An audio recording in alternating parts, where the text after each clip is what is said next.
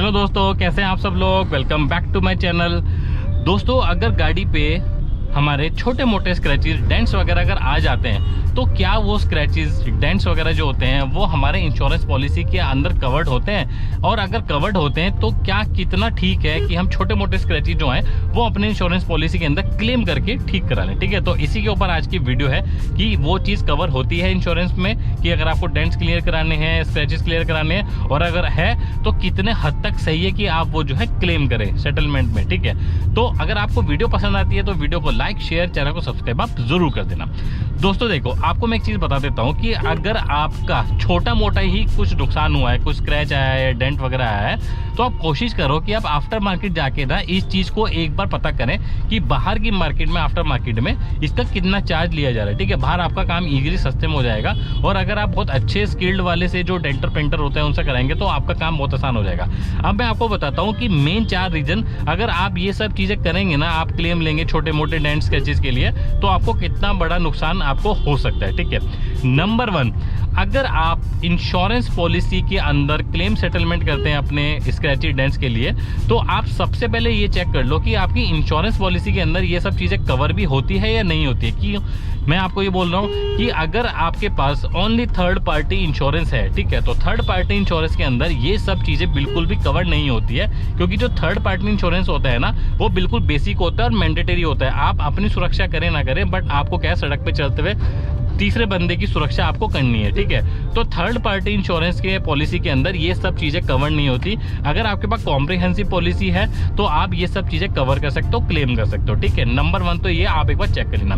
Number 2, क्या आपका जो एनसीबी होता है, नो क्लेम बोनस जिसको कि हम बोलते हैं, वो इफेक्ट होता है या नहीं होता है। देखो सीधी सी बात है, अगर आप कभी भी कुछ भी क्लेम नहीं लेते हैं, ठीक है, तो इसमें होता क्या है कि 5 साल तक अगर आपने कोई भी क्लेम नहीं किया है ना अपनी इंश्योरेंस पॉलिसी के अंदर, तो आपको अप टू 50% तक का डिस्काउंट मिलता है, जो कि आपको किस रूप में मिलता है, नो क्लेम बोनस के रूप में।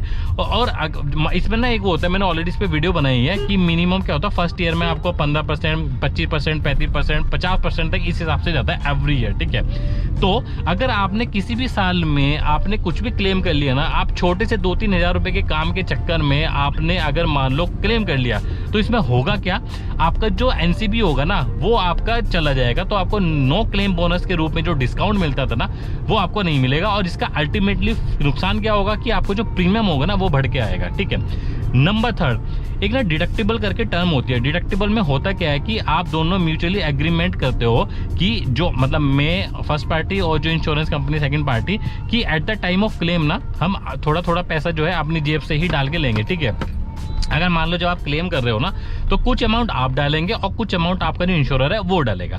सपोज करो आपका 3,000 रुपए का कोई नुकसान हुआ है। ठीक है, अब वो 3,000 रुपए का जो नुकसान हुआ है ना, जय श्री राम, 3,000 रुपए का जो नुकसान हुआ है उसमें क्या होगा कि कभी कभी ऐसा हो सकता है कि 2,000 रुपए आपको अपनी जेब से पे करने पड़ेंगे, और 1,000 रुपए जो आपकी इंश्योरेंस कंपनी है, जो इंश्योरर है, वो पे करेगा। तो अल्टीमेटली नुकसान किसका हुआ, आपका नुकसान हुआ। और अगर आपने मान लो 3,000 रुपए काम के लिए आपने क्लेम कर दिया, तो आपका देखो नो क्लेम बोनस भी गया और अल्टीमेटली आपका प्रीमियम भी गया। ठीक है, नंबर 4, क्या इस चीज को करने से, क्लेम करने से, छोटे मोटे स्क्रैचेस डेंट्स वगैरह को क्लेम करने से आपका जो प्रीमियम है वो बढ़ेगा? ऑब्वियसली बढ़ेगा।